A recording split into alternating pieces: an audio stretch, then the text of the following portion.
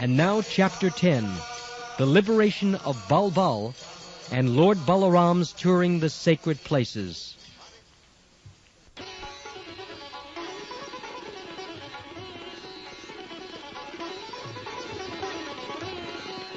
Lord Balaram prepared himself to meet the demon Balbal. At the time when the demon usually attacked the sacred place, there appeared a great hailstorm. The whole sky became covered with dust, and the atmosphere became surcharged with a filthy smell. Just after this, the mischievous demon Balbal began to shower torrents of stool and urine and other impure substances on the arena of sacrifice. After this onslaught, the demon himself appeared with a great trident in his hand. He was a gigantic person, and his black body was like a huge mass of carbon.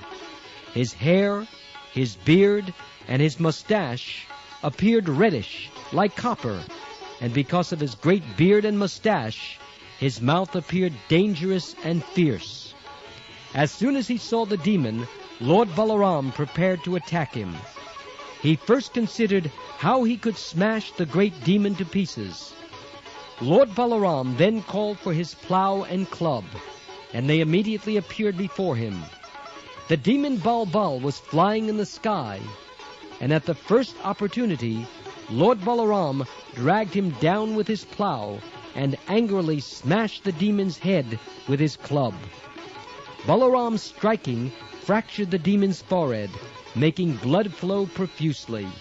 Screaming loudly, the demon, who had been such a great disturbance to the pious Brahmins, fell to the ground like a great mountain, with a red oxide peak being struck and smashed to the ground by a thunderbolt.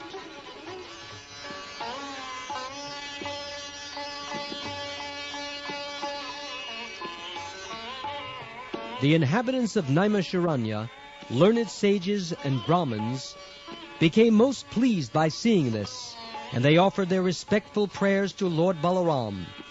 They offered their heartfelt blessings to the Lord, and all agreed that Lord Balaram's attempt to do anything would never be a failure. The sages and Brahmins then performed a ceremonial bathing of Lord Balaram, just as the demigods bathe King Indra when he is victorious over the demons. The Brahmins and sages honored Lord Balaram by presenting him first-class new clothing and ornaments, and the lotus garland of victory, the reservoir of all beauty, which was never to be dried up, being everlasting in existence.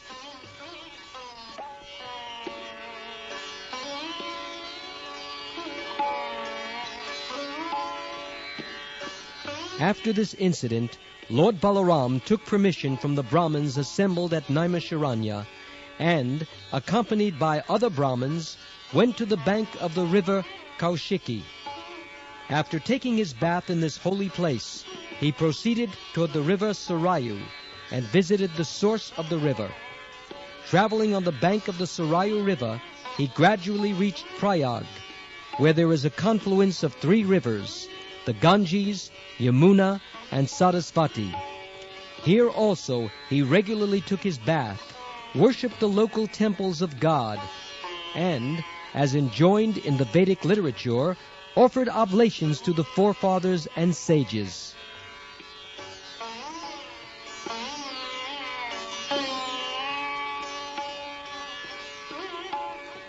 He gradually reached the ashram of the sage Pulaha, and from there went to Gandaki on the river Gomati.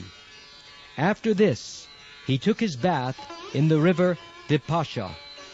Then he gradually came to the bank of the Shone River.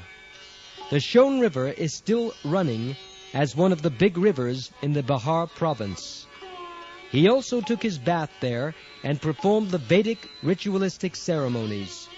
He continued his travels and gradually came to the pilgrimage city of Gaya, where there is a celebrated Vishnu temple. According to the advice of his father, Vasudev, he offered oblations to the forefathers in this Vishnu temple.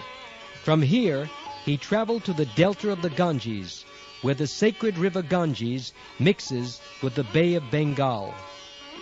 This sacred place is called Ganga Sagara, and at the end of January every year, there is still a great assembly of saintly persons and pious men, just as there is an assembly of saintly persons in Prayag every year called the Magh Mela Fair.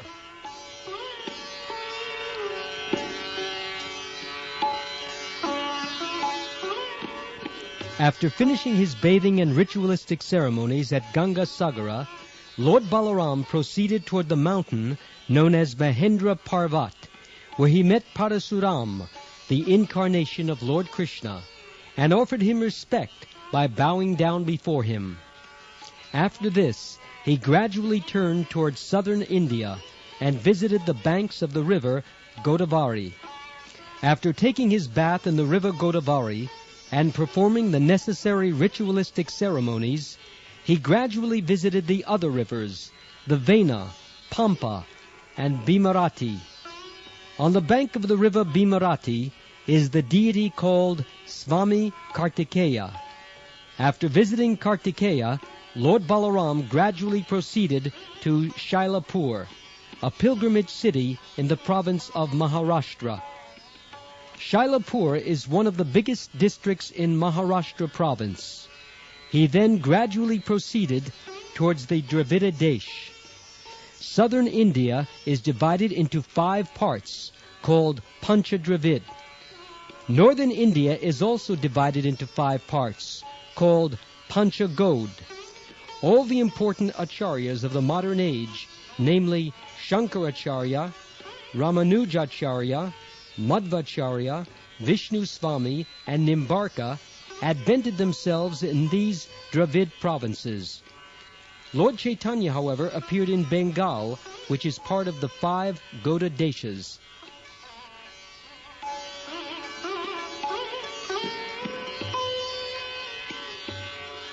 The most important place of pilgrimage in southern India, or Dravid, is Venkatachal, commonly known as Balaji. After visiting this place, Lord Balaram proceeded toward Vishnu Kanchi, and from there he proceeded on the bank of the Kaveri. He took his bath in the river Kaveri. Then he gradually reached Rangakshetra. The biggest temple in the world is in Rangakshetra, and the Vishnu deity there is celebrated as Ranganath. A similar temple of Ranganath is in Vrindavan, although it is not as big as the temple of Rangakshetra.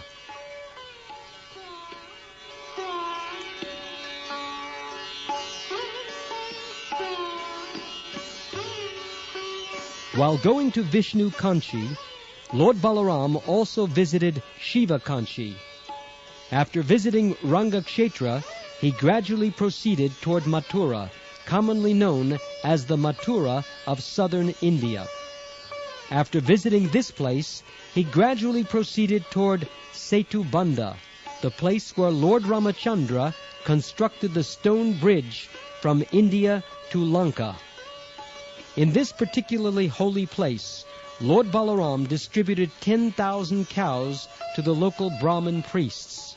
It is the Vedic custom that when a rich visitor goes to any place of pilgrimage, he gives the local priests horses, cows, ornaments, and garments as gifts of charity.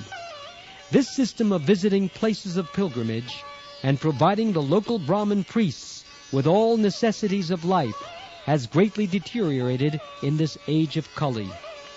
The richer section of the population, because of its degradation in Vedic culture, is no longer attracted by these places of pilgrimage, and the Brahmin priests who depended on such visitors have also deteriorated in their professional duty of helping the visitors. These Brahmin priests in the places of pilgrimage are called Panda or Pandit. This means that they were formerly very learned Brahmins and used to guide the visitors in all details of the purpose of coming there, and thus both the visitors and the priests benefited by mutual cooperation.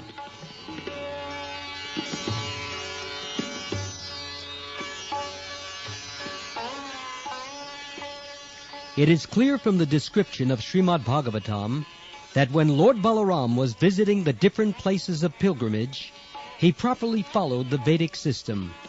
After distributing cows at Setubandha, Lord Balaram proceeded toward the Kritamala and Tamraparni rivers. These two rivers are celebrated as sacred, and Lord Balaram bathed in both of them. He then proceeded toward Malaya Hill. This Malaya Hill is very great, and it is said to be one of 7 peaks called the Malaya Hills. The great sage Agastya used to live there, and Lord Balaram visited him and offered his respects by bowing down before him. After taking the sage's blessings, Lord Balaram, with the sage's permission, proceeded toward the Indian Ocean.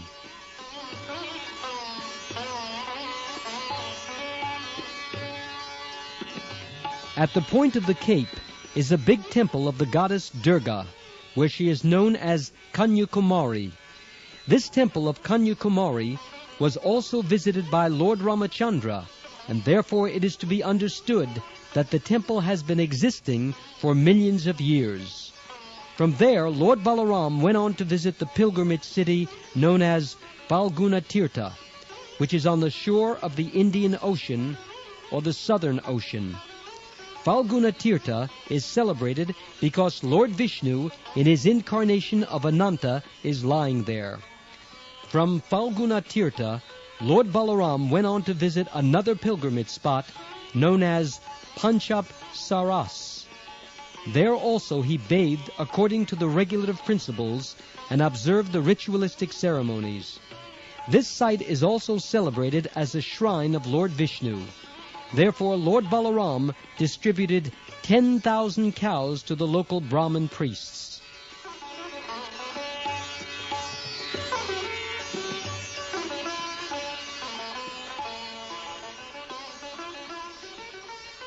From Cape Comorin, Lord Balaram turned toward Kerala.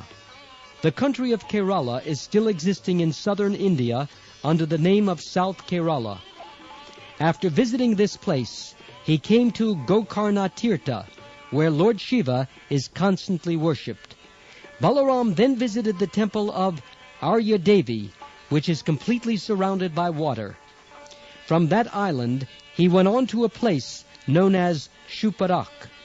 After this, he bathed in the rivers known as Tapi, Payasni, and Nivindya, and he came to the forest known as Dandakaranya. This is the same Dandakaranya forest where Lord Ramachandra lived while in exile. Lord Balaram next came to the bank of the river Narmada, the biggest river in central India. On the bank of this sacred Narmada is a pilgrimage spot known as Mahishmati Puri. After bathing there according to regulative principles, Lord Balaram returned to Prabhasa Tirtha, wherefrom he had begun his journey.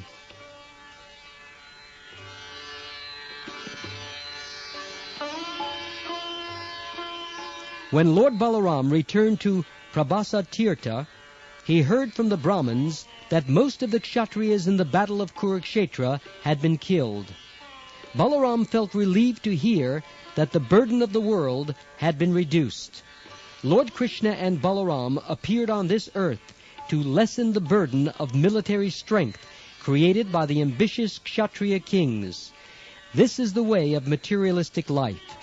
Not being satisfied by the absolute necessities of life, people ambitiously create extra demands, and their illegal desires are checked by the laws of nature or by the laws of God, appearing as famine, war, pestilence, and similar catastrophes. Lord Balaram heard that although most of the Kshatriyas had been killed, the Kurus were still engaged in fighting. Therefore, he returned to the battlefield just on the day Bhimasen and Duryodhan were engaged in a personal duel. As well-wisher of both of them, Lord Balaram wanted to stop them, but they would not stop.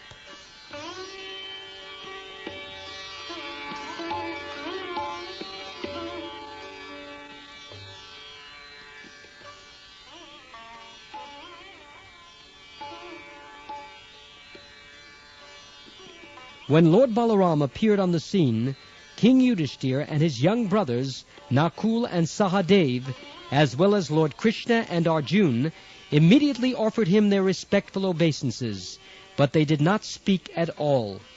The reason they were silent was that Lord Balaram was somewhat affectionate toward Duryodhana, who had learned from Balaramji the art of fighting with a club.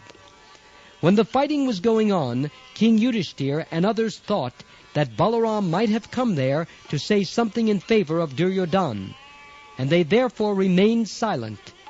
Both Duryodhana and Bhimasen were very enthusiastic in fighting with clubs, and in the midst of large audiences, each very skillfully tried to strike the other. While attempting to do so, they appeared to be dancing, but nonetheless, it was clear that both of them were very angry.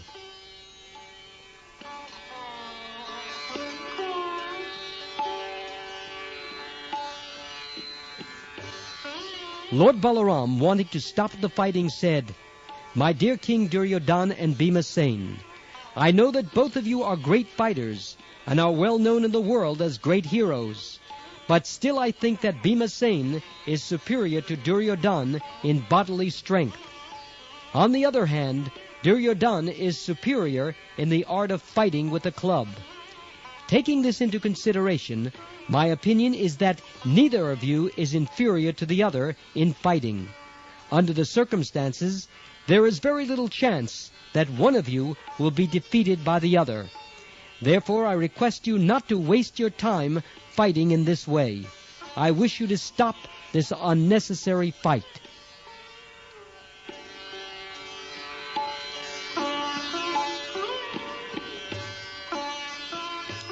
The good instruction given by Lord Balaram to both Bhimasen and Duryodhana was intended for the equal benefit of both of them.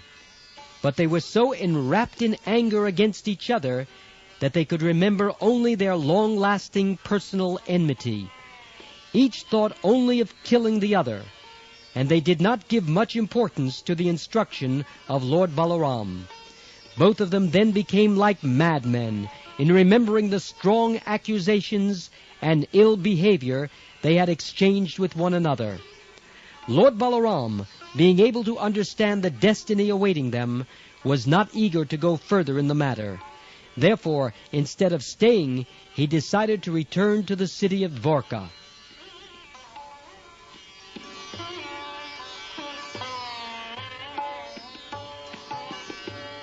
When he returned to Dwarka, he was received with great jubilation by relatives and friends, headed by King Ugrasen and other elderly persons, who all came forward to welcome him. After this, he again went to the holy place of pilgrimage at Naimisharanya, and the sages, saintly persons, and Brahmins all received him standing. They understood that Lord Balaram, although a Kshatriya, was now retired from the fighting business. The Brahmins and sages, who were always for peace and tranquility, were very pleased at this. All of them embraced Balaram with great affection and induced him to perform various kinds of sacrifices in that sacred spot of Naimisharanya. Actually, Lord Balaram had no business performing the sacrifices recommended for ordinary human beings. He is the Supreme Personality of Godhead, and therefore he himself is the enjoyer of all such sacrifices. As such, his exemplary action in performing sacrifices was only to give a lesson to the common man to show how one should abide by the injunctions of the Vedas.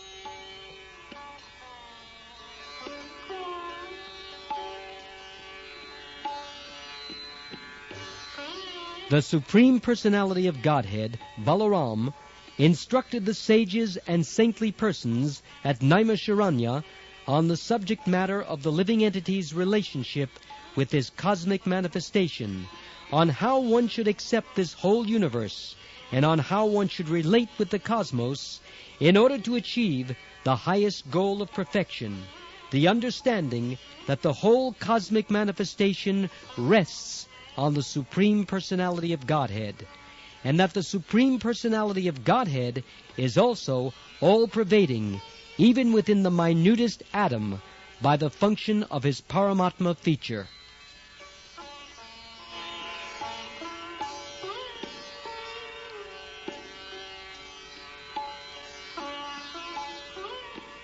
Lord Balaram then took the Avabrita bath, which is accepted after finishing sacrificial performances.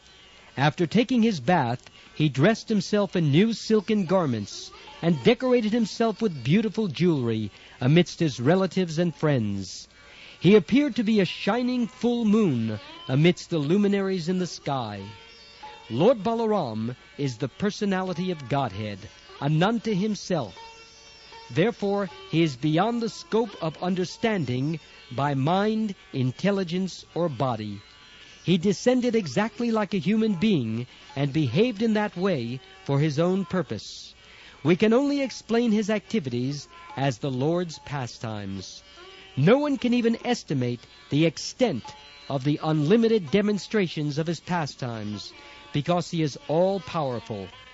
Lord Balaram is the original Vishnu. Therefore, anyone remembering these pastimes of Lord Balaram in the morning and evening will certainly become a great devotee of the Supreme Personality of Godhead, and thus his life will be successful in all respects. Thus ends the Bhaktivedanta purport of the second volume, 10th chapter of Krishna, the liberation of Balbal and Lord Balaram's touring the sacred places.